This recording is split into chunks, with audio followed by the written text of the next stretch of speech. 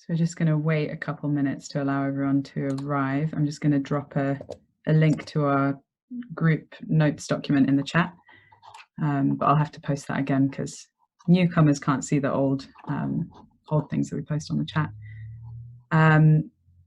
If everyone can see at the bottom of their screen, there's a button that says chat, which opens that up. That means that you can make use of the chat during the webinar if you want to ask any questions or make comments or discussions, and we'll be downloading that afterwards and sending that round along with the recording. Great. Okay, I think we've got 40 people here, so yeah, if people are coming late, that's also fine. So let's kick off, and I just wanted to start by saying thank you for giving up an hour and a half of your time to be here. Obviously, it's an unprecedented time, and there's a lot going on, and people have lots on their plates. So, yeah, really appreciate that.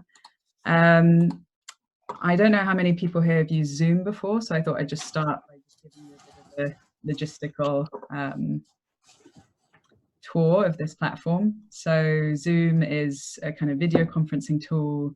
You can use it for webinars, and it's pretty easy to use. So on the bottom of your screen, you should be able to see some buttons. You can turn your video on and off. You can mute yourself or unmute yourself, which will be important for questions.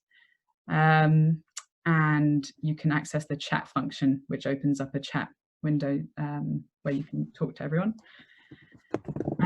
Anything else? We're recording this call, or this webinar, so just please be aware of that, so that you only share things that you kind of you're okay with being shared publicly, because we will be posting the recording for people and organizations that couldn't make it during this time. There's obviously quite a lot of us here, so that's part of why we're just muting everyone and just having our panelists, so Julie and Stephen unmuted, and then after about 40 minutes, we'll go into more of a question and answer time when you can unmute yourself and kind of join the discussion. Because there's a lot of us, will use hand signals, just kind of simple hand signals. So if you're agreeing or you kind of want to show that you're resonating with something that's being said, you can do this kind of jazz hands, or just just raise your hands, and you can see everybody in the video. If you have a question, when we're doing questions, just please raise your finger like this, and then we'll be able to, I can kind of call on you one by one. We've got a collective notes document. I'll just put the link in the chat once more. And yeah, so you can just introduce yourself there with your name, your organization. There's a place to just put in on why you're here, and then underneath that there's a place to kind of gather questions and yeah, be using more of like a collective intelligence, so we're not asking the same questions more than once. So I think that's all the housekeeping.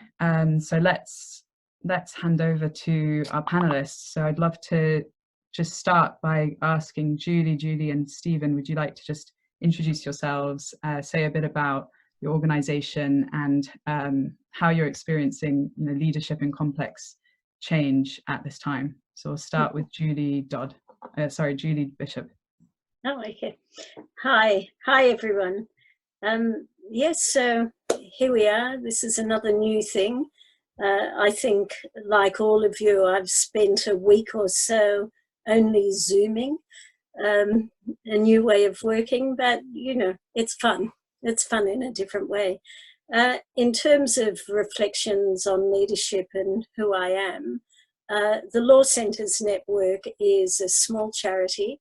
We have 40 members, and what we do is essentially we say we use the law as a tool for change, but as key workers. And I think a lot of your charities will also be key workers. So there are just so many logistics issues and safety, health and safety and well-being issues on an unprecedented scale to be putting in place at the moment. In terms of the impact at the moment, how we are at the moment, And what role is it that I play as the director of this network is that, well, to be honest, quite often in the last week or so, I'm thinking, why are you asking me? You know, like, surely someone else knows the answer to that. But that aside, I think we've been at law centres anyhow, as has everyone, watching this thing unfold. So we actually put a plan in place late February about how, and anticipated we'd be doing home working, etc. Thankfully, and where it's relevant to the digital fund, is that we already had in place some mechanisms for doing home working. So in terms of being prepared, in a sense, we had a framework, but the real issue for us at the moment wasn't not having thought things through, not having tested the tech, not having done that, but it's about distinguishing now between the layers of urgency. It's about, I've given up on thinking about what I don't know, and, you know, following the adage of one day at a time, but being aware of what's coming down the line. So probably the biggest thing I'm juggling at the moment and thinking a lot about is the urgency between trying to get policymakers and, you know, the civil servants above us to do something. You know, that'll be another thing I may come back to. So there's the issue of negotiating with those who set the framework within which we work and in some degrees have that impact. Number two is about managing up to the board, keeping the board on side, out to funders and supporters. There's no amount of support, which is great. Amongst staff, you know, keeping the staff safe, feeling able to keep going, giving them the conditions to work, just checking in because it's a different way of working, and then down even more to law centres themselves. And within law centres, we have levels, you know, management, as do any of the others who are management organisations. So that is, it's much more than the day-to-day management because, or leadership or being a director, you're managing that all the time, but suddenly I'm doing this every day. So that is a huge change. And then in terms of reflection, I suppose I have reflected a lot on leadership in the last couple of weeks because of the just appalling lack of leadership. You know, I just can't help thinking, what were they doing with all the resources of government? What were they doing? What did they think? You know, surely to God, we can rely on them to help us at this time. But actually, we're managing up. We're managing up as charities often do. So I think that's a good enough intro. Thank you. Thanks so much, Julie. We'll pass to Julie Dodd. Morning, everyone. So I'm Julie Dodd. I'm the Director of Transformation at Parkinson's UK. So my remit normally entails looking after the culture of our organisation, our ways of working, and how we support technology and data enablement of our work. Those things feel very relevant right now, and it's been an interesting point of reflection about whether we've been successful or not in the transformation to date in shifting to this new world that we find ourselves in. I think in terms of today's conversation about leadership in complex, large-scale change, the answers I would have given 2 weeks ago, were they the same as the ones I would give now? Some of them yes, some of them no.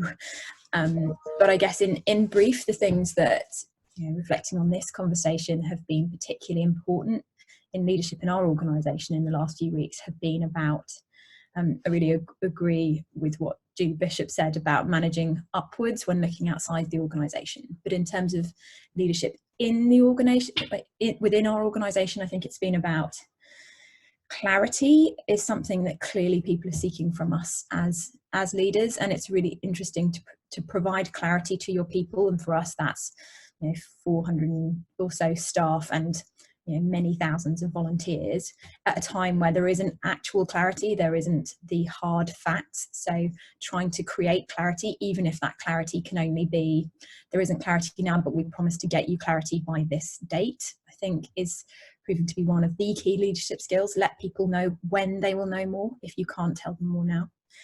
That there's definitely something from the kind of digital era leadership, some of those principles we've talked about for a long time around agility, not as in agile in formal project management structure, but where we've talked about needing to be able to pivot, needing to be able to iterate quickly, being lean in our approach, those things. We've had so many conversations in the last week about how we pivot work that we're doing. So for example, we have a big programme of work that's delivered iteratively, funded by the National Lottery Community Fund, to transform our services. We are doing a huge amount of work there, but we've had to pivot in the last week to get those workers supporting the immediate scaling of our direct services, helpline, local advisors, because we've got such huge demand. And then I think thirdly, there's the kind of piece around compassion, and compassion should always be there in leadership, but particularly feeling the need for it right now to understand everybody's circumstances and not mollycoddle, not take compassion to that place of mollycoddling people. They don't need parenting, they're adults, but to be really sensitive to people's needs and to make sure that we're being flexible enough to support our workforce, both staff and volunteers, compassionately. Thank you. You're all kind of covering all the points. I'm really excited for the discussion. Stephen, we'll just pass to you to hear about your perspective from Refugee Action. Great, thank you. Can you see me all? Can you all see me? We can't see you, but we can hear you. You might need to click the. There we go. So thank you. Good morning. I'll say a little bit just about Refugee Action, about the overall context to the extent that I and we currently understand it. And then I'm just going to make 2 points about how I see my role in this and 2 points about what our approach has been to date. So in terms of us and the context, Refugee Action is a UK charity. We're here to support people who are seeking asylum in the UK and refugees in the UK, to help them to access justice and to help them to rebuild their lives. We've got 110 staff. We are working in frontline services, also in campaigns and advocacy, and also crucially, we have a good practice team. So we're supporting other organisations in the sector to develop new approaches to the challenges people face. And our digital work is focused on that. So we're looking at how digital can be used to help organisations in the sector and to help the sector collectively to better respond to the challenges people face. The specific challenges for refugees and people seeking asylum in this context are around health.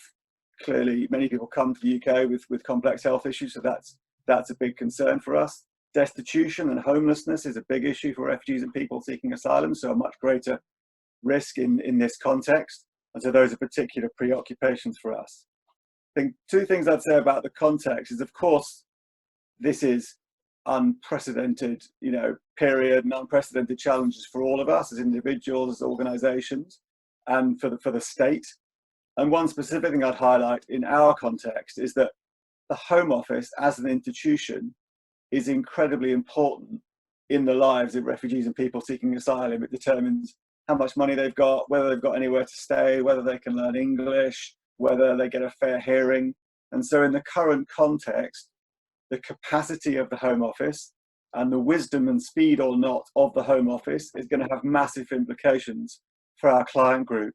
And we can develop all kinds of innovative workarounds to that, but in the end, if there's institutional failure at government level for our clients, that is going to have devastating consequences which even the greatest minds in the voluntary sector won't be able to fully unravel. So the capacity of that part of the government is a critical issue for us.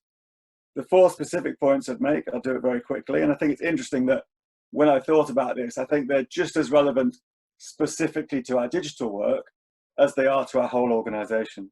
So in terms of my role, I'd say, and in the opportunity to speak to people and talk to people this morning, made me think about this is helpful, so thank you for that. I guess I see my role in the end as supporting everyone in the organisation to make quick decisions, because that's what we need all over the organisation. And therefore, the second thing I would say about my role is, and we're working this out as we go along, like everybody, working out what framework, what plan we need for that. You know, 2 weeks ago, we had an 11-page plan, which was about getting everyone into working from home. We've sort of done that, and 11 pages are much too long. So now we're like, well, we need a 3-page plan, which just says, what are we trying to do? What are we trying to do this week? What are we trying to do in the next month? And just being clear that that's my task in the end, is to create that framework so that everybody can move and move at speed. In terms of our approach, I'd say 2 things. First of all, I think we've tried very much to focus on what are the issues for the people for whom we exist before we start thinking about the issues for us as an organisation. And clearly there are plenty of issues for us as an organisation, but we need to come at it in that way. And that's critical, obviously, to all of our work. And the second thing I would say, which has been really good about the last couple of weeks, is that we have very much focused, I think, as far as time has allowed, on reaching out and figuring out what are other organisations doing, what are other organisations thinking, how are they adapting, how are the funders adapting. And I think one thing I think that's been brilliant about the 2 weeks, at least in the world that I sit and in the world I can see through Twitter, that there's been an incredible amount of that, and that people really are connecting. And that's incredibly important, because the last thing, you know, if the sector doesn't respond well in a particular area or across a particular set of themes, then we're in trouble. If funders don't come together, we're in trouble. We'll have 15 helpful funders all phoning the same charity and saying, hi, you know, how could we help? And that's just not. So the more we come together, the better. And I feel like there's been a massive, massive surge of that connection. So that I think has been a brilliant part of the last couple of weeks. Thank you. Thank you, Stephen.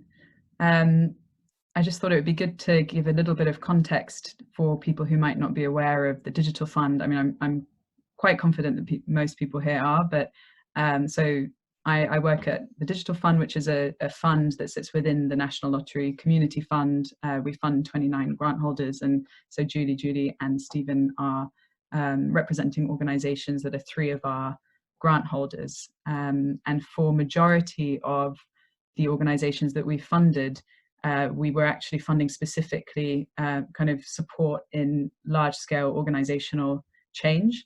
So it's interesting that we scheduled this webinar a while ago, but it actually seems more relevant now than it could have ever done. So kind of leading on from that, I'd love to ask the 3 of you, how much do you think you were well prepared for the massive changes that have happened in the last week or 2? And what might you have learned during the last 2 weeks about what you would do differently? Or is there any kind of learning that's come out of that in terms of leadership? Should I go first? So I've really had cause to sort of think about. I've been in Parkinson's UK for a bit more than 3 years, and it was an organisation that when I joined it had a really good attitude towards modernisation, but was in quite a bad place in terms of actually having achieved anything. We have more than half of our staff are home-based already, so we were quite lucky in that even when I joined, video conferencing through Skype was somewhat in place. But the changes that we've made over the last 3 years made actually the switch over to closing our main offices and everybody working remotely very smooth. And I am deeply grateful for the work that we have done to get us to that place, because I know that that isn't where everybody is. And apologies if that sounds a bit smug, I'm actually just hugely relieved that we are where we are. The changes that we put in place, so we made some fairly bold decisions as an organisation, and we've pushed our people through quite a lot of change, sometimes willingly, sometimes not. So moving everybody to G Suite is our standard tool set, because even though we had a sort of partial Office 365 implementation, G Suite is just much more naturally built for collaboration, and we're really seeing the benefits of that now. So we have all of our staff doing collaborative working in documents. They're quite used to using Hangouts. We use Zoom as well for big calls because it's more stable. That we equipped people with, you know, reasonable charity sector crapped technology, excuse my language, but, you know, reasonable enough laptops and mobiles and tablets for our frontline workers, so they could work in that way. That we moved to case management being managed online. I mean, that should have been done years ago. Those changes have made this shift, where we thought we were just going to be closing the office on Monday for a test last week, and then have shut it for the foreseeable, workable. Loads and loads of investment in our kind of back office infrastructure too has been part of that. And I think one of the things that I'm very grateful that we did was we built a really strong case for quite large scale investment in things, you know, words that I still don't fully understand what they mean, like a shift in our approach to SIP trunks. Okay, I've learned that was a really important thing in our telephony, but having experts who really knew what it would be like to work in an organisation that was fundamentally operating in a remote way, we did. In terms of learnings, I actually think one thing I regret is being a bit too polite about some stuff. So we're lucky in that we pushed through some of those changes fast in the last, you know, couple of years. I mean, and that's fast for our sector. And the scale, the speed at which we have been starting the work on our service transformation project, which I mentioned before. So that's looking at how people with Parkinson's is a degenerative neurological condition where basically it affects anything and everything from, you know, might be familiar with tremor. You know, some people have tremor, but actually it's much more profound. It affects everything in your life, from speech, swallowing, walking, cognitive functions, memory. Lots of people, about 60% of people with Parkinson's go on to develop dementia. It's a pretty horrifying condition in many ways, albeit you can live well with it with the drugs for a long period of time for some. That people after that point of diagnosis are generally left getting one appointment per year with a consultant for 15 minutes and really don't get the advice, like exercise is one of the only things that can slow your Parkinson's progression. So we've been looking at how we can augment our services to grow to scale to meet the demand that's out there. We're only helping 30,000 people a year, and there's nearly 150,000 people living with Parkinson's at any given time. We're really feeling that acutely right now. We're getting, you know, 50% more calls than we've ever had on a daily basis. But we are also needing to get to people earlier. So we've been working with the NHS to have direct referrals to us as part of the service transformation. My regret, so along with what is that, you know, you can always wish to have started that work sooner, that we were a bit too gentle with some of our advice workers in changing the way that they work. And I'm wishing now that we had pushed more of the change that we are now having to implement in weeks rather than months sooner. And that where we were talking about facilitating our volunteers, many of whom are older, they run exercise activities, they run mutual support in the community, where every time I said to people, I think we need to work out how we're going to facilitate more online gatherings, and I let people tell me, we don't need to do that yet. I'm really wishing that we had been pushing some things faster. So I guess my big learning here is, when we know the right things to help an organisation change, to push, to keep pushing and not hold back. And I think 2 weeks ago I'd have said, we're doing things at the right pace. I actually think we could have gone faster. Julie and Stephen, do either of you want to say that? Do you want to go, Stephen, or shall I speak? Okay.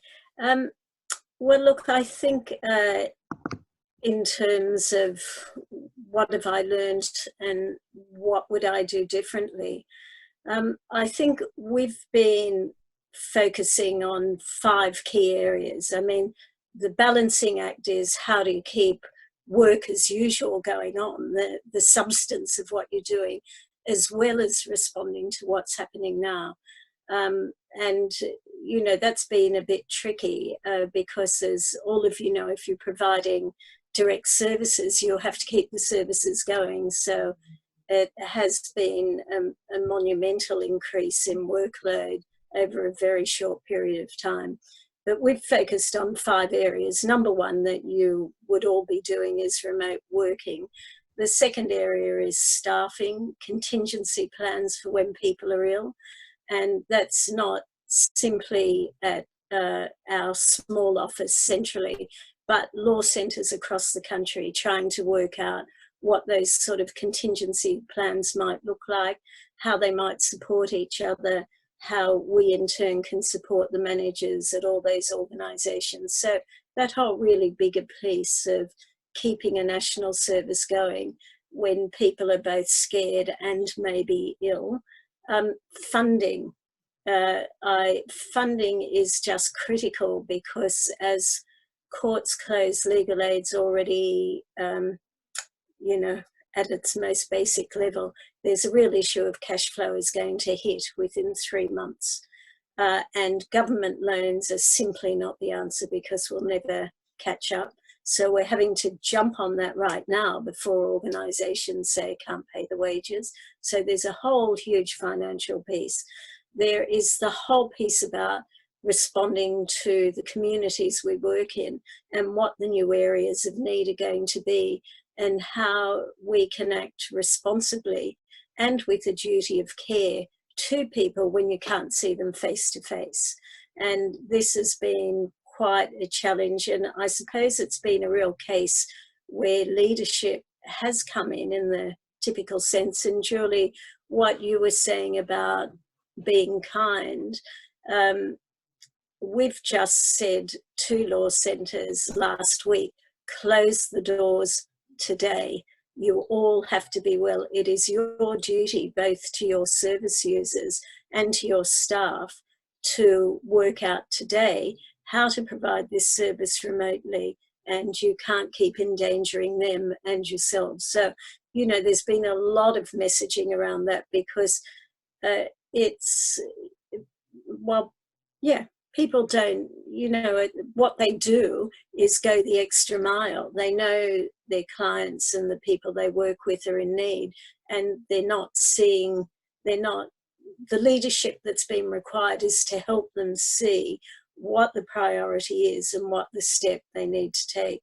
And then how do we very quickly put in place mechanisms for monitoring and working together to work out how to respond to the new areas that we may not have responded to before. As an example in the legal sector is we're imagining a lot of people are going to have insurance issues, you know, with travel insurance, all sorts of insurance, and it's not an area we work in normally. So that's an example. And then for legal practices, we have a huge regulatory issue that is suddenly, how do we respond appropriately, both within contract terms and within the terms of being lawyers, to client need when you're working remotely and taking decisions and providing service different to expectation. So this has been, you know, this is a different sense of priority to how we would be working otherwise. So it's really been cascading a whole lot of other work into those areas.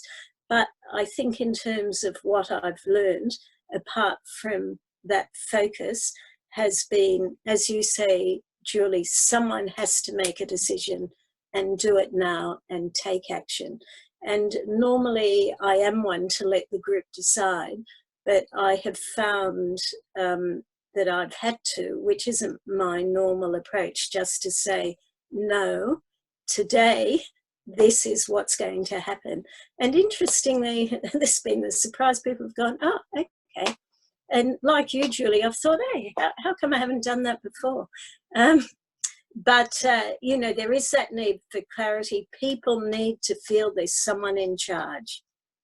They really need to feel that people are scared. And I think we need this sort of community anxiety. One of the big issues that us as directors or managers is helping people manage that anxiety. Again, not as a parent, but just in order to keep doing what we're doing in a way that isn't too bad.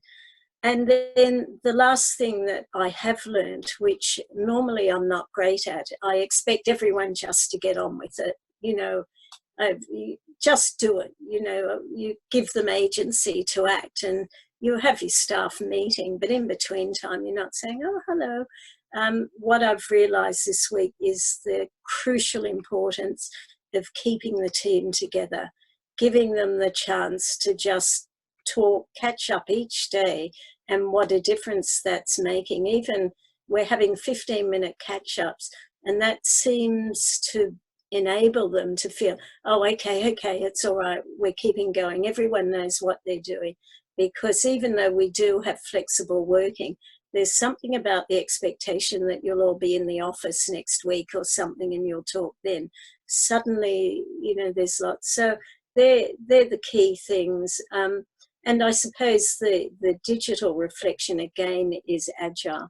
I am so pleased I've learned this iterative approach prior to this, because it's given us the confidence to say, we haven't got a clue. You know, we don't know what's going to happen tomorrow. We don't know whether this plan is going to work or not, but let's give it a go. Let's just try it for today. And it's okay if it's a failure. You know, it's okay. We'll try something else tomorrow. So it's been brilliant, because we've been, as Simon, I can see you there. Simon knows across the network, we've been hoping that a side benefit of the whole digital transformation is to teach law centres this agile approach in all their service design. And in fact, it's opened up the possibility of doing it. And in fact, people are much more open to us saying, don't know, we're just trying it out. You know, let's try it out, keep feeding back. We're going to get together tomorrow with law centre managers. We've got weekly catch-ups now to keep supporting them. And that's the message we're giving. Don't know, but we're giving it a go. Feedback through the week, and we'll revise it and review it, and we'll try a different way. Thank you for Agile. Thanks.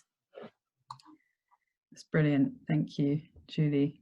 Stephen, do you have something? So briefly, I mean, I guess you asked us what we've learned or what we do differently, and I think my starting point would be that, to be honest, none of us are remotely prepared for this, because we may all have brilliant working from home strategies, but I doubt they were all built around the idea that our children would be there at the same time.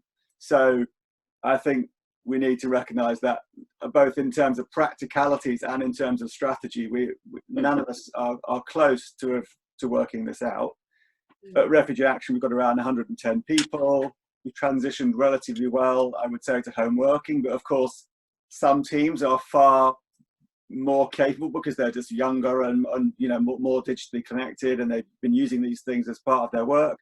Other people in our organisation are doing jobs which absolutely rely on face-to-face contact as built as relationship building. So it's very varied, and I think the key thing I want to say in that context is that in the initial round of conversations we're having with organisations in our sector, the reality check for us here is that many of these organisations have one laptop, and they use that and you know, to take turns, if you like, to capture client data. Many organisations do interpreting with volunteers.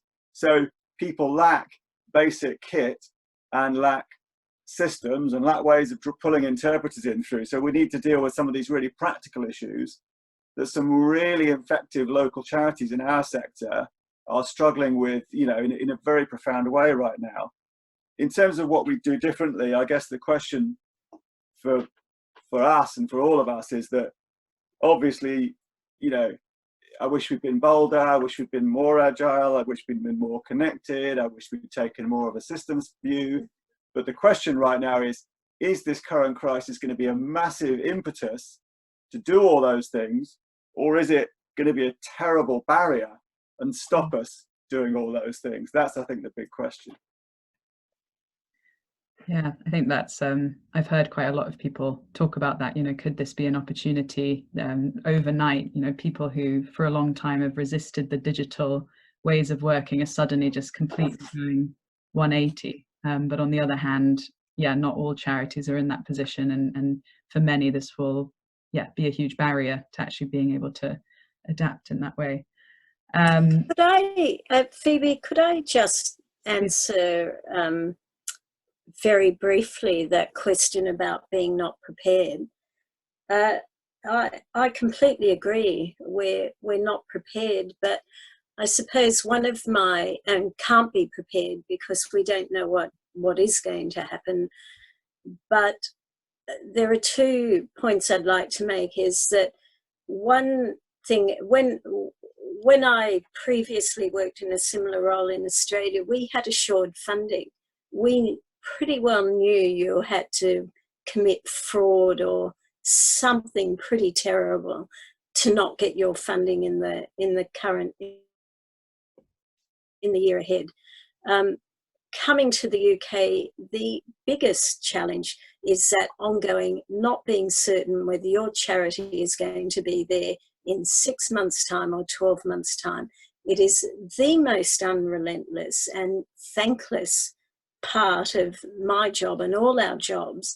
And I was thinking in relation to this issue of the uncertainty of the future, I thought, actually, we all have great experience in this because we live with uncertainty every day. There are not many of us who are big enough charities that have 6 months reserves even, let alone 3 months, so in a sense we're practiced at working with uncertainty and forging ahead, come what may, taking calculated risks, because the charities wouldn't be there if we weren't already balancing that risk. Should I take on that person? Should we open up this new service? So I think we're unprepared for the specifics, but I think those who've worked in the sector for a while are very practiced at managing, being able to push that behind and just say, let's give it a go. Let's give it a go. I think what I feel very unprepared for is I can't believe what a mess the civil servants are making of this, and how hard it is to get some traction there and getting them to act. I know they've got a lot on their plate, so do we, but that's the way in which I feel unprepared, because I just don't know how to make that difference. And so it goes to your 2 questions, Stephen. I think, what is the opportunity and what is the barrier? And I think if I personally could understand that better, then I would feel more confident jumping further into this abyss. But I just, I don't know the impact of actions around us that will prevent or assist what we're trying to do. Julie and Stephen, does that resonate with what you're both thinking, or do you have any comments on that? Do you want to go first? The only thing I would say is maybe just come back to what I did at the beginning about the capacity of the state is really important.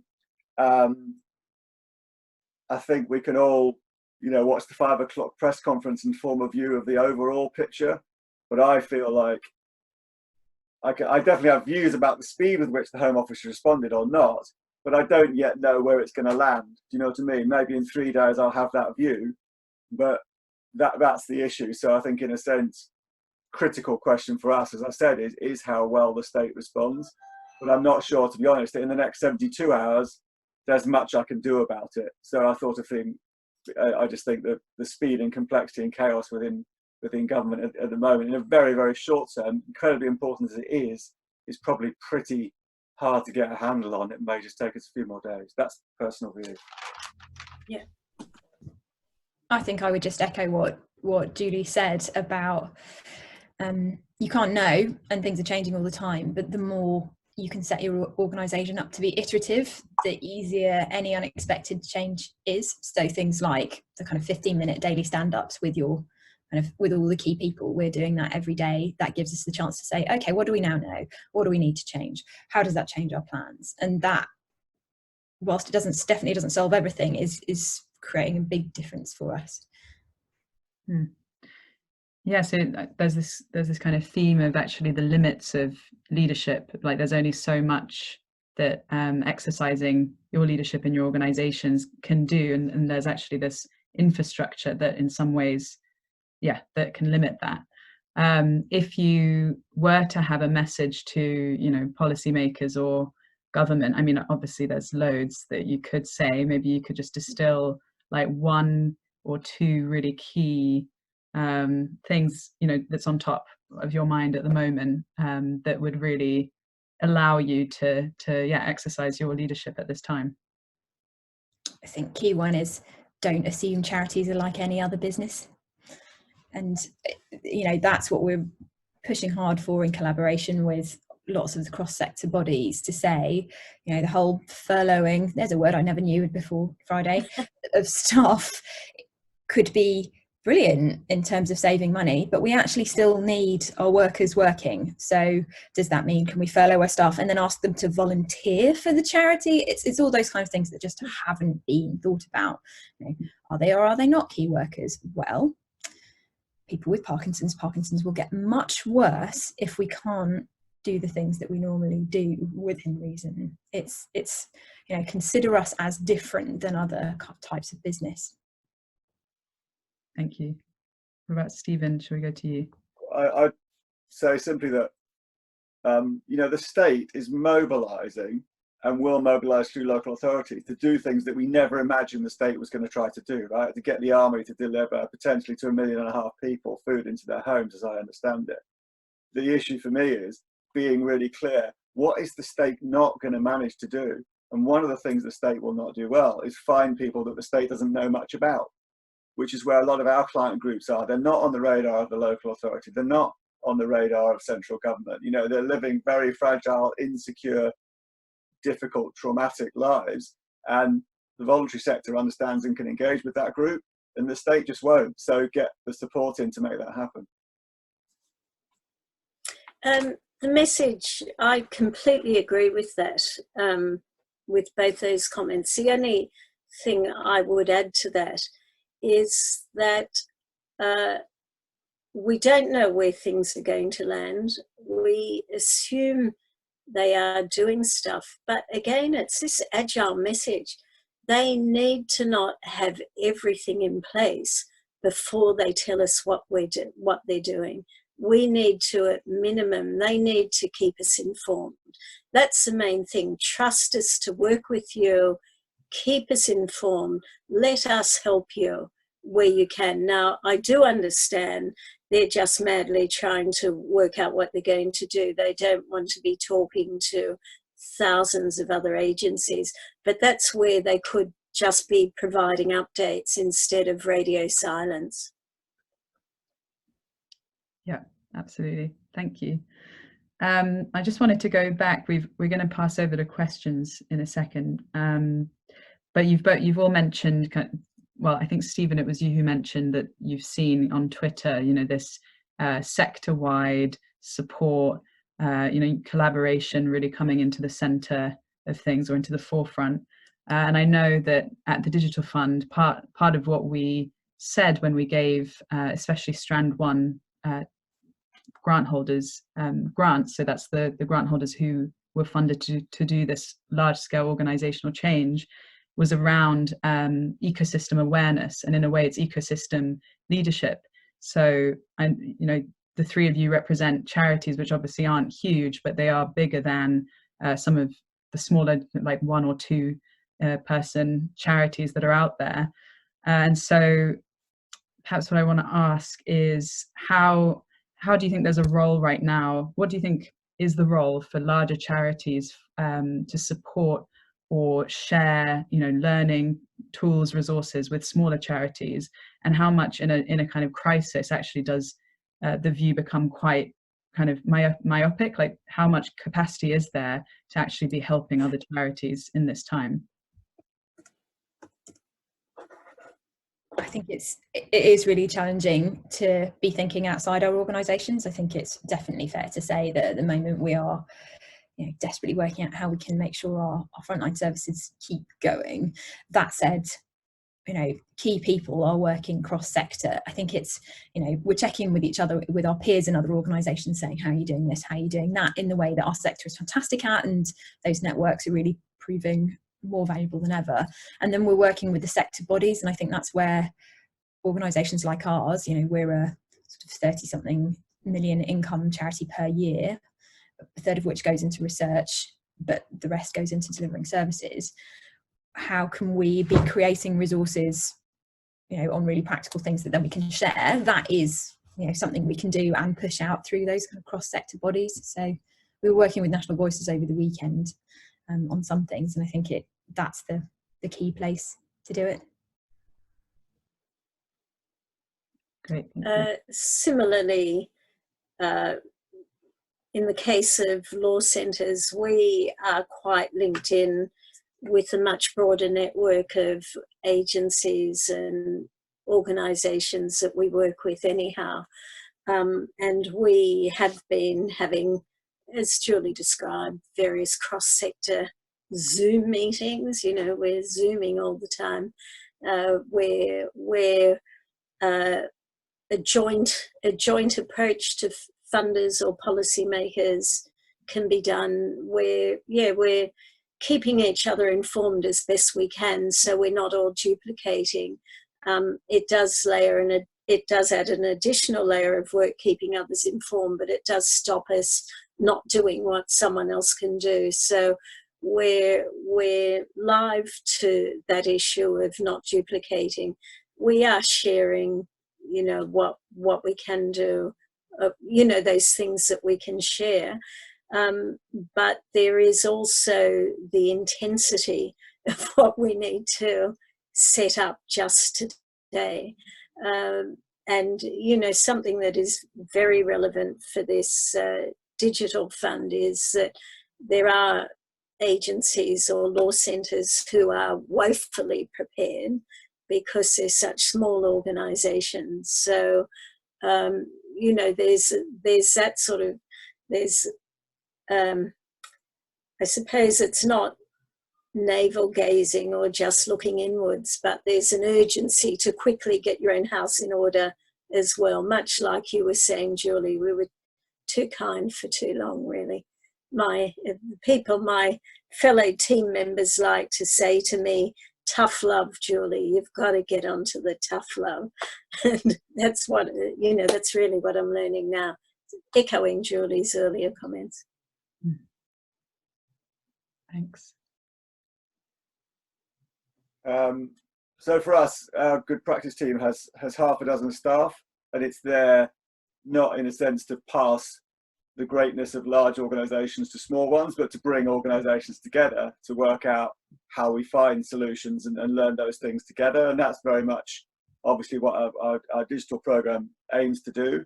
It's in its relatively early stages. So what we're doing at the moment is just pinning down what of that work needs to continue, because it's just key and it needs to happen in this current context. But, more than half of it, we probably are pausing and pivoting totally to working out what are the issues facing organisations in this context. And that's absolutely our focus. So we are very much in that space. I think the big concern for us right now is, and a question I sort of put back potentially, through Phoebe to, all the people in the charity digital spaces, what's the best use of your time? Because, there are 190,000 charities, right? So what are the best entry points for you to make sure, because our main concern is that, we need people to do the discovery, we need people to do the design, people to do the build. So how are we going to make sure that we can draw on that capacity so that we can develop tools that will be that we can co-design with 10, 20, 30 organizations, but then could be benefiting 100. So I think that's the issue at the moment. How are we going to make sure that the particular skills that you need to do this work are deployed in the best way? And Stephen, do you think there's a role for funders in that, and also sector support and more like infrastructure organizations, or where do you see that convening power? Critical role for funders, yeah. And just, in the sense that same way that, you know, we need an integrated strategy as a sector. Equally, you know, funders do, people in this subset of, you know, the, you know, supporting charities. So the more integrated we are, the better, because, you know, we've got to make, you know, again, this will be agile. You know, it's not about saying we know what we need for the next 12 months. It's about saying what's the most important thing to do in the next 2 weeks, and make sure it's not being done in 7 different places, but that it's being done in a smart way. So use of our capacity. And personally, I feel like if we make that too meta, as in here's a theme for all charities, it's going to get hard. It's much better to try and focus in and be quite practical. What are the issues for law centres right now? What are the issues for refugee charities right now? And get solutions built in those clusters and then connect them. That's just, again, like current top of mind, but I'm sure there are smarter ways that you're all thinking through. And I think that's great. I think it's good to hear and to be encouraged in that work. Julie, did you have something to add? No, I was just agreeing with what Stephen was saying. It's about smarter use of our capacity and focusing on what we need to focus on. Yeah. So I'm just going to ask you each, just in a minute or less, if you have advice for other charity leaders, you know, directors, managers, CEOs, or anyone actually exercising leadership at this time, which is actually all of us. Yeah, what's your advice? Just a short amount.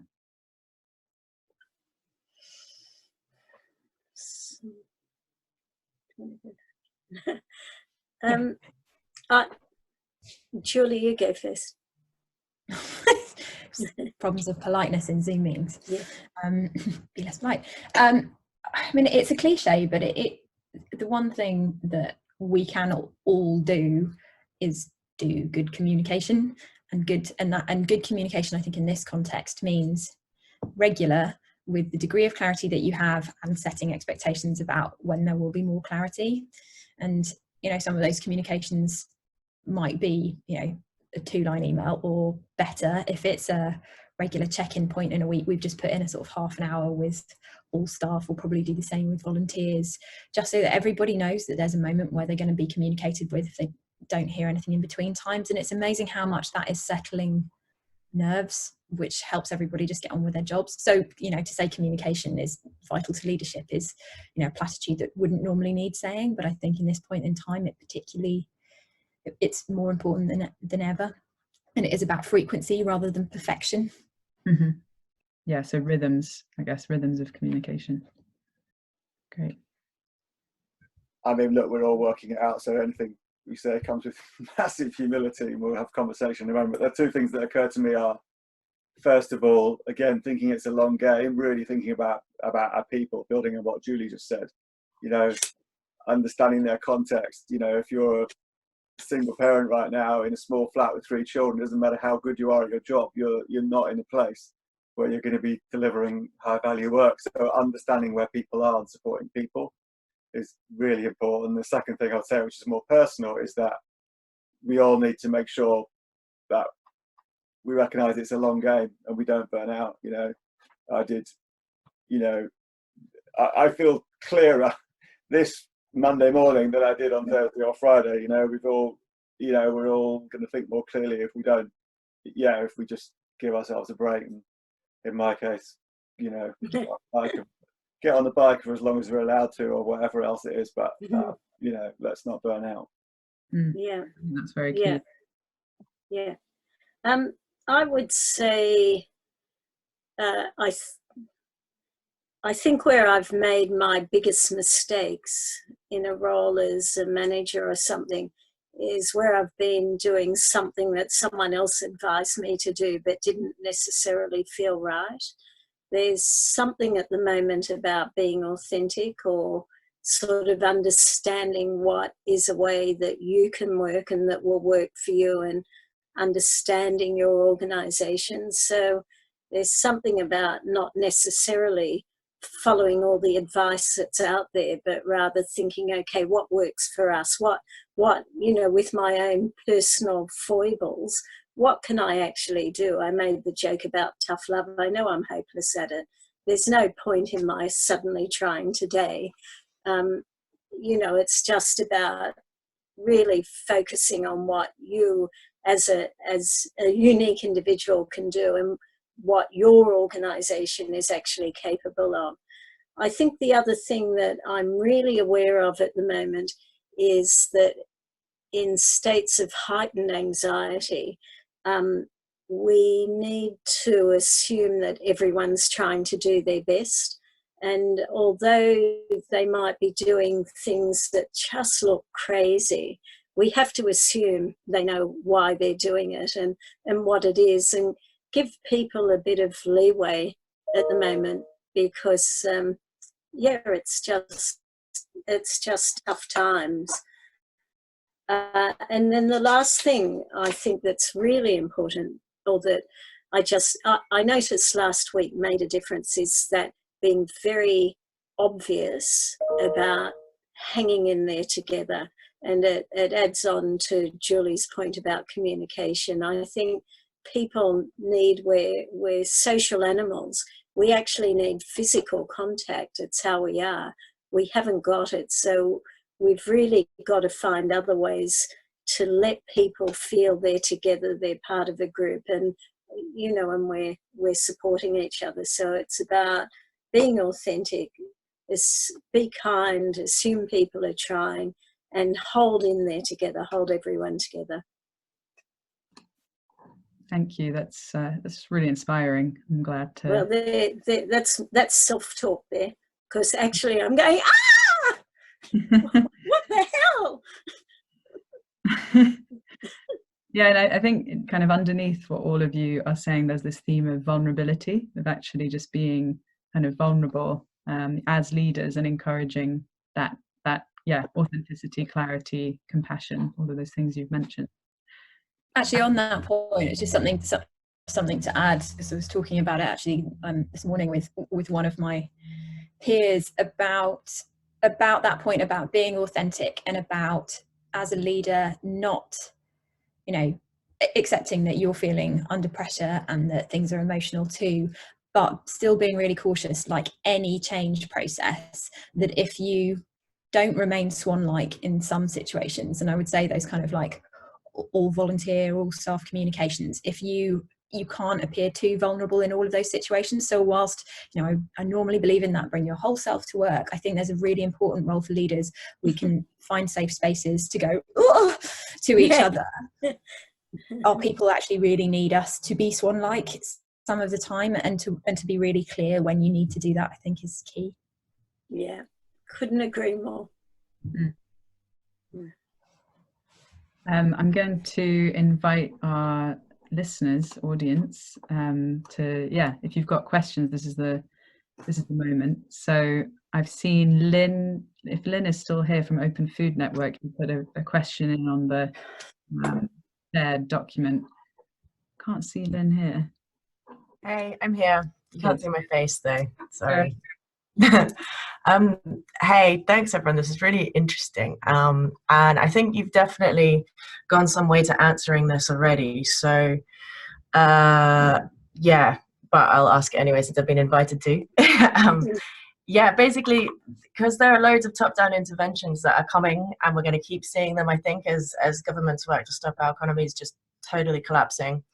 One of the things that's coming to us from the ground, so Open Food Network, we support communities to deliver local food systems online, and as you might expect, we've been inundated, and the sales on the platform have like gone five-fold increase and things in the past week, so it's pretty hectic times. But one thing that people are talking to us from the ground is like, they're doing amazing work facilitating their communities, bringing on more food producers, reaching out to do home deliveries for people self-isolating, like massive response on the ground. And as we see more of these kind of top-down initiatives, interventions coming into play, people are worried that the work that they're doing now might even just become somewhat irrelevant, and that some of the top-down solutions that are put into place are probably going to amplify some of the existing inequalities, like, you know, this kind of savior helper versus the helpy situation, rather than bringing communities together, amplifying existing divides. So my question is, what can we do now? It's more sectoral, I guess, but to try and make sure that this doesn't happen, and that we can amplify as much as possible community-led solutions.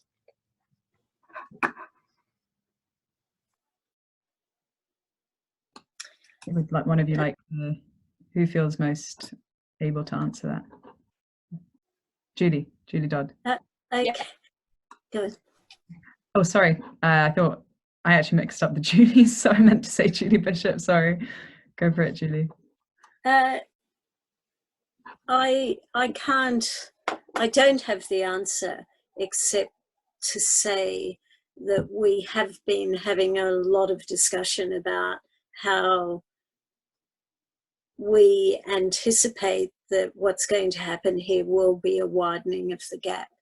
And is there something that that we're talking about what might be key indicators we can start collecting now, just to make sure that the communities we serve aren't missing out or are being included in these top-down solutions. So it's not an answer to your question, but just noting that this is it's something that's of concern. The human rights implications of a lot of these things, the potential impact on democratic processes, but more than anything else, the people who are going to miss out. You know, DWP doesn't have a great reputation. It's right up there with the Home Office. And these are the departments affecting the people that we work with. And lots of them, as Stephen mentioned, aren't on books. You know, they're people the government doesn't know about. So how do we make sure we continue to find them and work with them and make sure they aren't at even greater risk that they are in every day? We can bring solutions in there. I don't know how yet, but it's certainly on our horizon and a very important point to raise. So I think it's absolutely the right question and a great first question, because it's not just that it could, but, you know, it will amplify these injustices, you know, the injustices of where the state works well and where it doesn't, which parts of the country has strong voluntary sectors and which don't. So this injustice issue is really important. I think the three things that occur to me are, first of all, we can't rely on the 5 o'clock news conference to understand what the state is doing. So I think NCVO potentially, for instance, like someone needs to be able to distribute quickly information on what is going on, rather than us just all trying to discover that.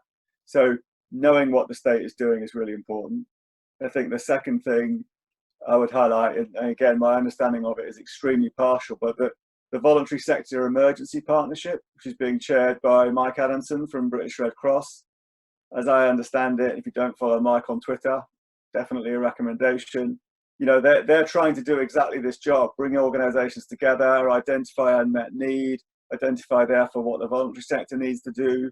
So I think that's really important, because the state's not going to work out what it's missing. So that's what we've got to do at a sector level. And the third thing I'd say is that clearly funders have got a really important role in this, because if funders pile into sectors that the government's actually going to meet their needs very effectively, that will actually amplify the injustice. So funders are going to have to try to draw on all the sources they can. And again, that's, as I understand it, what the Voluntary Sector Partnership's trying to do, is try to access all the data sets that they can to get a real-time understanding of who's being missed in the government response. Let's I'll just move on to the next question so that we can get more questions in, instead of having all three of you answer all of them, because I'm sure some of them will be more relevant to some of you. So Emily Bissell, I don't know how to pronounce her name, but Emily, you've asked some really interesting questions in the document about leadership, about trust, would you like to choose one of them and yeah, ask our panelists if you're there? There we are. Hi Phoebe, I'm really happy to do that, but there are also a couple of really interesting questions by Raven and John Collins. I don't know if you wanted to address those first, but I'm very happy to. No, happy to go. You asked yours very early on, so I think it would be great to have some of yours. And I know you work a lot with charities too and leaders, so great to get your perspective. Thanks. So I'm really interested in how leaders in the charity sector are balancing this short-term response, which is necessary, and in chaos the right thing to do is act, not try and plan, so that makes sense. But how are leaders responding, balancing this short-term response with trying to think about consequences, implications, opportunities for the medium or the long term? Because there are changes and potential opportunities emerging from this situation, and are leaders trying to balance that? And if so, how are they doing it? Should I have a go at answering that? I mean, that is the daily, that's the daily discussion. So those daily stand-ups, that's exactly what we're talking about every single day. Okay, if we make this decision now, what is the impact longer term? If we decided that we should, so one of the decisions we had to make the very start of last week, no, the end of the week before, was to ask all of our local groups, all 400 of them, to stop running all of their activities until we could facilitate them to run things online.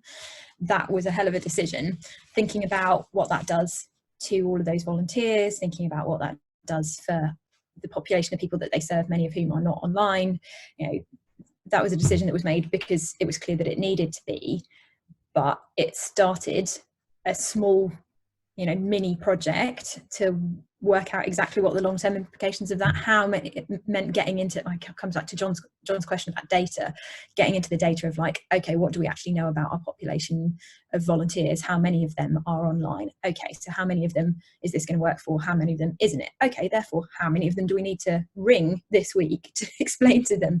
And so it is very much this kind of like, we're making this decision, start to think ahead, but you're not going to know that state of play. So just working out what the next best actions are. And I think at our best at the moment, we're managing to think 2 steps ahead, but setting up a bit of work for somebody to think about the long-term implications. And I think that's about as good as we're going to manage. Thank you. So, Julie or Stephen, did you feel like jumping in there? No, I think that summarized it for me. I think I'd just say that in our services, our focus has been on the immediate, right? Continuity at the present. And then obviously as time goes on, we can assess whether actually our services are now doing the things they should be doing. To give a very practical example, we support people to make an application to get into accommodation. Home Office might abolish that procedure and put people straight in. They certainly bloody ought to.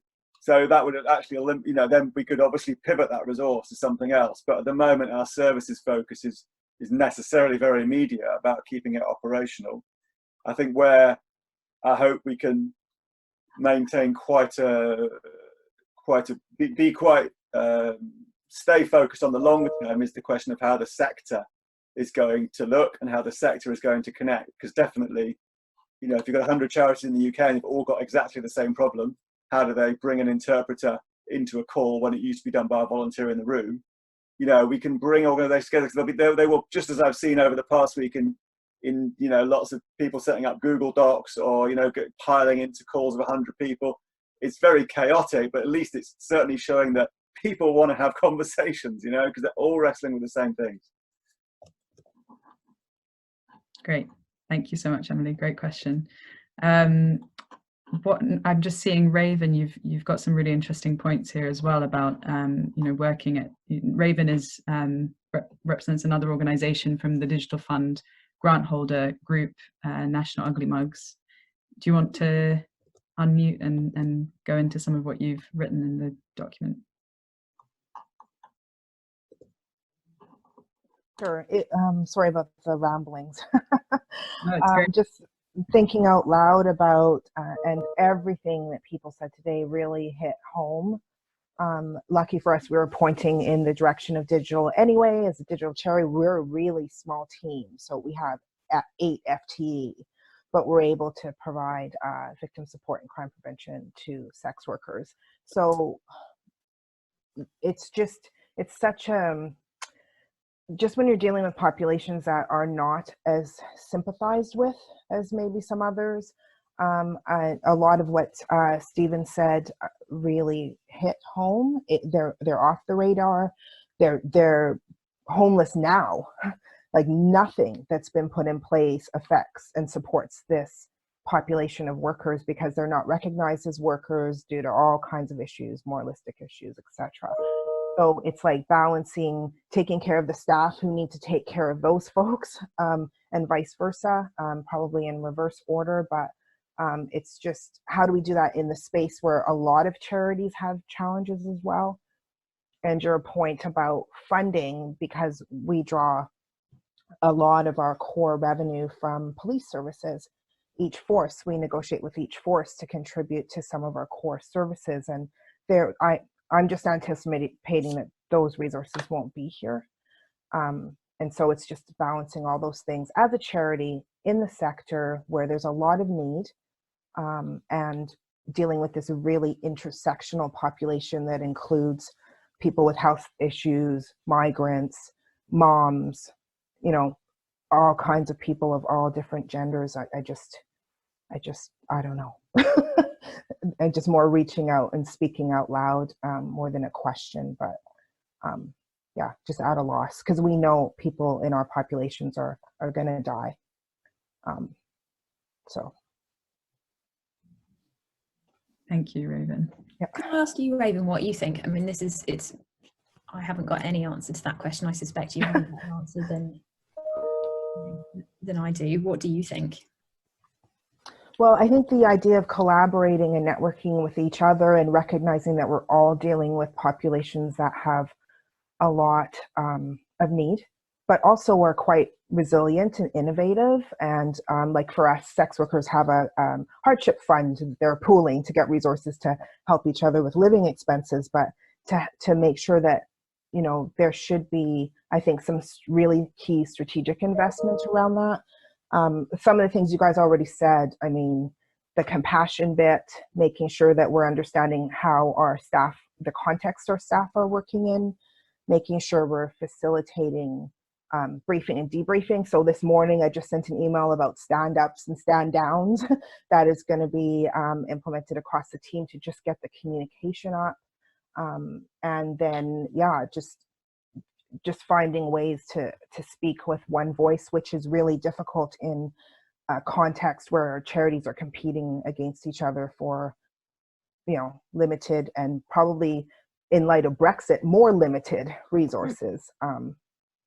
Yeah, I don't have a lot of answers. I just want to, everything's kind of stuck together with duct tape right now, but lucky for us, with the digital fund investment, at least that project will go ahead, because I think more than ever, we need digital.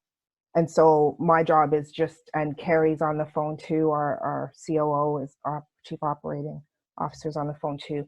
And then, so we just have to make sure that we have the trunk of the tree, the core facilities to then support projects, because otherwise it all falls in on itself. And, that's a lot. I'm offloading a lot today, but.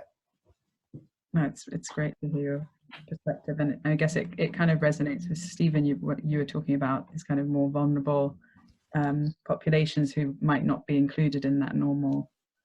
I guess that the only thing that occurs to me, and it's really, thank you, Raven, for sharing like where you're at and the pain of it, I think, is that if I put this crudely, some vulnerable groups have more public sympathy than others, right? So I think I've seen over the past couple of days initiatives, I think from Mayor of London, around opening a hotel so that the homeless can use that hotel as a matter of right. They can self-isolate there. Well, that's totally applicable also to our client group and maybe to others. So it might be that they come up with a solution for a more visible or more publicly recognized vulnerable group, which we then need to say, that's exactly the thing that our group also needs, so it just occurs to me.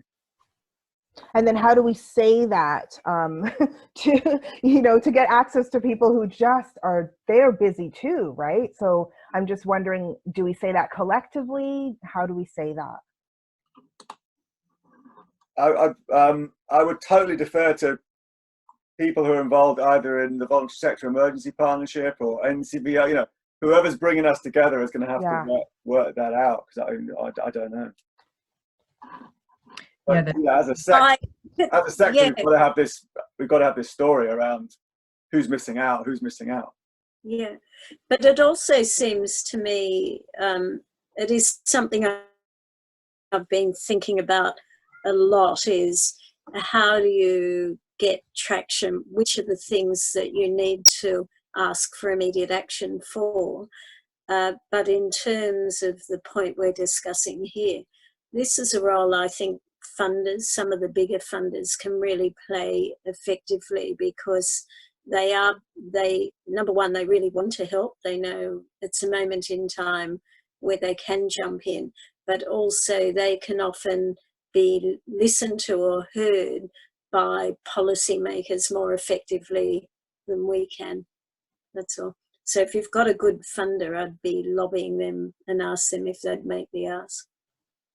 Yeah, the mainstream funders as well, not only.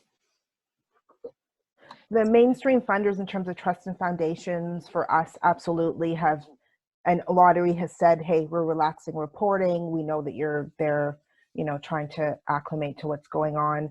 Some of our funders that are not necessarily mainstream, like police forces, for example, like that's a big thing, because there's not one person that you can speak to. And right now, I think we're probably last on their list.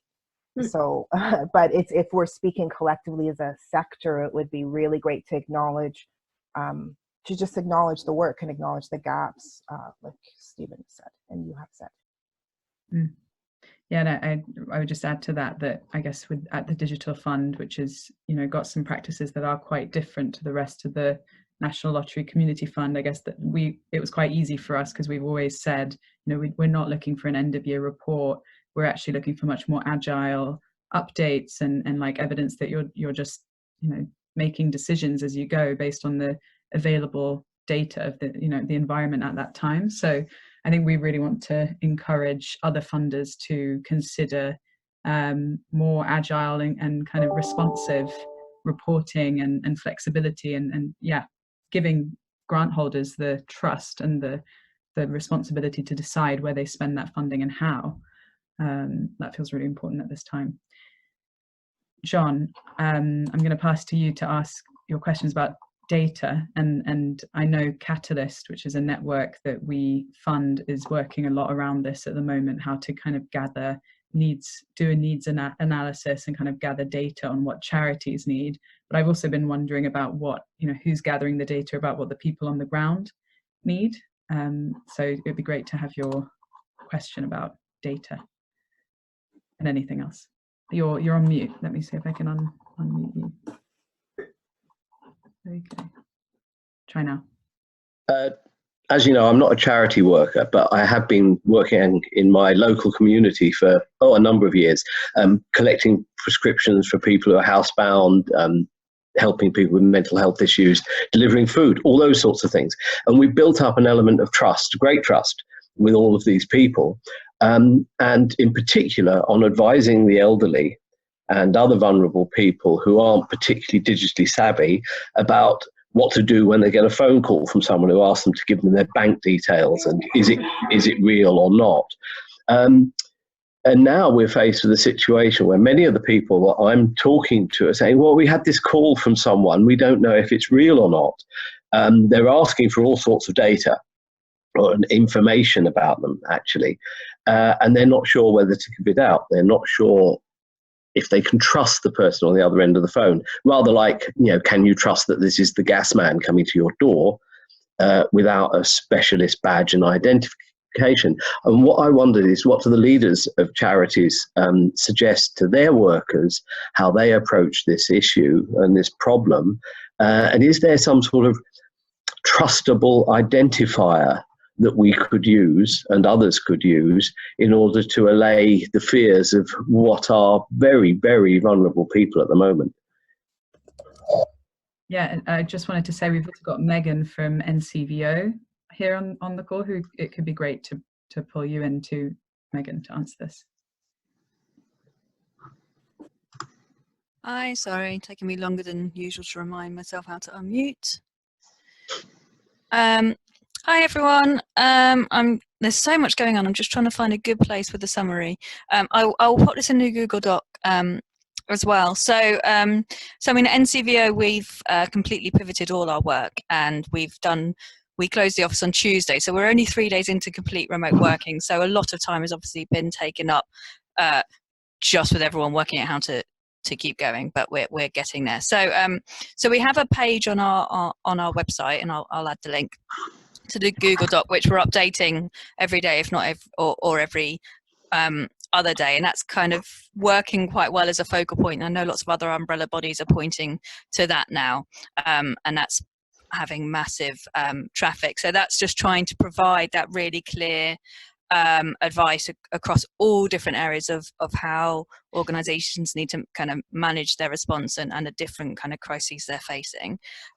Also much newer is a page around volunteering. So we've got part of our organization liaising specifically with all the volunteering kind of bodies around how to mobilize a volunteer response, but also how to safeguard volunteers and also safeguard vulnerable people as we ramp all of this up at pace. So there's a newer web page on that. Behind the scenes, obviously we've been every day catching up with the national umbrella bodies and working across that network to influence government, and I'm sure you're all totally on top of what's kind of been coming out. But on Friday we launched the Everyday Counts campaign to push for further support for the sector. So we've been doing a lot of generating data on which Office of Civil Society requested in order to try and influence the Treasury. So we've been providing lots and lots of data there. Yeah, I mean, that's kind of it. I mean, there was somebody mentioned something around kind of how NCVO can help. I think it was Stephen, you know, how we can help to make sense of everything. If you haven't signed up to our emails, I'll pop the list, the link to sign up to that. We're trying to put out kind of emails as regularly as we can, just really kind of clear and concise to kind of translate all of this stuff. Yeah, it's, as you all are, making kind of decisions every day about what's the most important thing to do next, and trying to collaborate as much as we can. Yeah, thank you so much for jumping in. It's great to have so many of our grant holders on this call, and I get very excited about the possibility of ecosystemic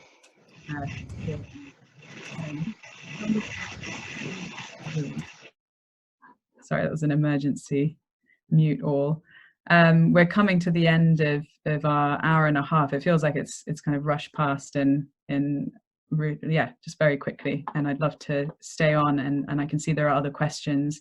I could just suggest that maybe if you do have a remaining question, you can add it to the Google Doc, and Stephen, Julie, I know you're probably really stacked, but if you have any capacity, maybe you can answer questions in there, or we can, as a collective effort, kind of tend to those questions. We've just got 3 minutes, so if there are any kind of closing comments from our panelists, we can finish with that. And from me, I'll just say a massive thank you for everybody for showing up and these brilliant questions and the kind of yeah, the care that's being shown in this time. It's really, yeah, it's incredible. So yeah, I'll pass it to our panelists now.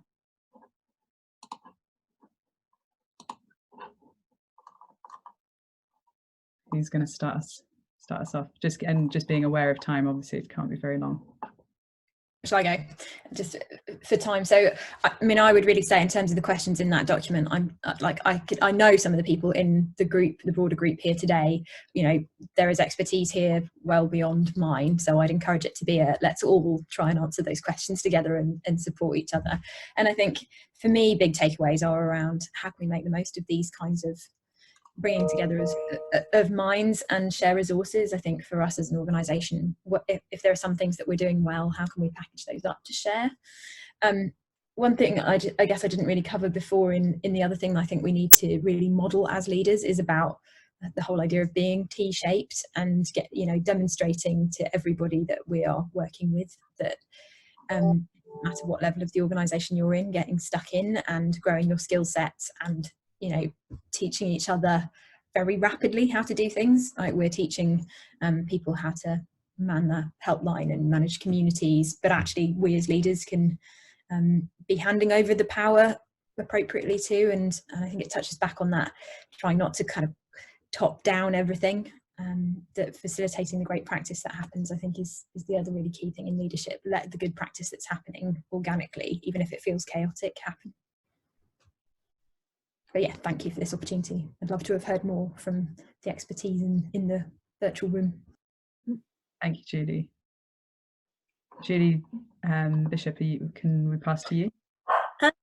Got anything to close? It's not necessary. No, I think I've said pretty well everything except just generic that what I think we need to do along the way is, or some sort of forum, is about learning the lessons as we go. It would be, thanks for the NCVO initiatives, and maybe another one can be where we can somehow or other as a group start collecting lessons that we're learning about practice, because we are in uncharted territory, and there are lots of good things that can come out of it. So let's make sure we don't lose them, and to say to everyone, hang in there, hang in there. Thank you. And lastly, Stephen. Well, thank you for getting us together, and those of you who contributed in different ways. I think the only thing I want to highlight is that my day job is running Refugee Action, all the different bits of it. The people who lead our good practice program is Pascal, and she's very much the key person who's doing this real work, and depending on what groups you're creating, she would be the right person. Renee from Refugee Action is also on this call, so in a sense I wanted to highlight that there'll be spaces where I am the right person, but also as we get more concretely into this, in this or different versions of this community, they're better placed than I am to have these conversations. They'll be more useful for everyone. Great, thank you, Stephen. Okay, well that's all for now, and wanting to stay to time, knowing that you've all got complex and large scale change to tend to. So thanks a lot. Thank you very much, Chair. So thank you. Yeah, and we'll be posting the recording on Twitter, and I'll send it out actually to all of you as participants. So watch out for that. Thank you. Thank you. Good luck, everyone. Thank you. Bye. Bye.